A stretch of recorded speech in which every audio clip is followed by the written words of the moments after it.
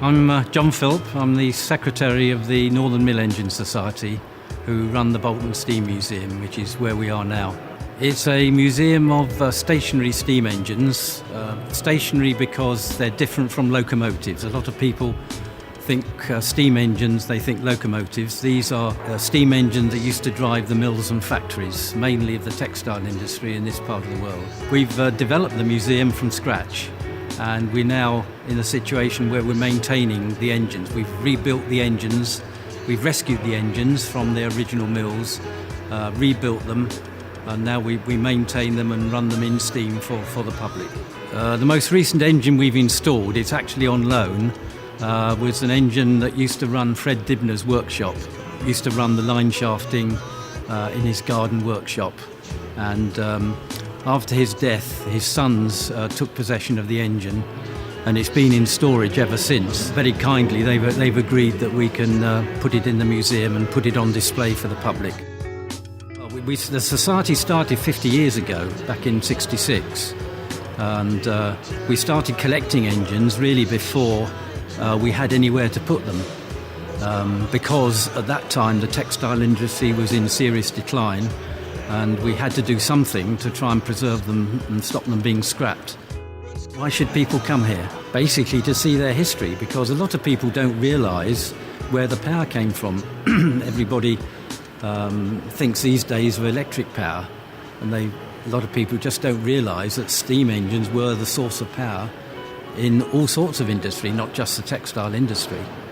And without steam engines there would not be a textile industry, basically. My name's Neil Carney, and I took early retirement from Greater Manchester Buses, and because of my interest in steam, made a beeline for this place as soon as I was free to do so, and we took it from there. There's one thing about a steam engine that any other motive power that's come since has not got, and that is the ability to stand and watch it and see what virtually every component of that prime mover does and why it's doing it. I come here to the museum for a simple reason that my father was always been in engineering, dating back to the steam days himself. I was an only child and I'd never any doubts about what I wanted to do for a living. I was going to be an engineer. My father was always interested in steam, and he was a waterworks engineer where they still had one remaining steam station, pair of beam engines.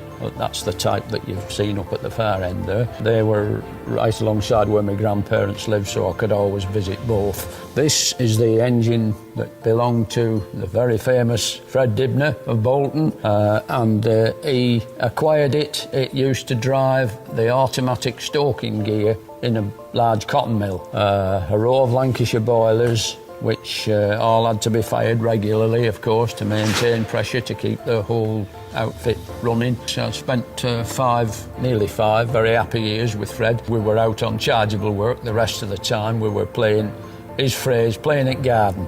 Not that it was much of a garden, but it was a sizable area of land that he erected all his sheds and his line shafting, and acquired various antique machines, shall I say, because they were all being scrapped. And as soon as he got to know of them and thought, well, I've a use for that, next thing he saw it was in Fred's workshop with a belt round from his line shafting. Television picked him up when he was repairing the top of Bolton Town Hall, right up top of the tower, and they decided that he was an ideal chap to make a programme. We rely on the donation box at the door.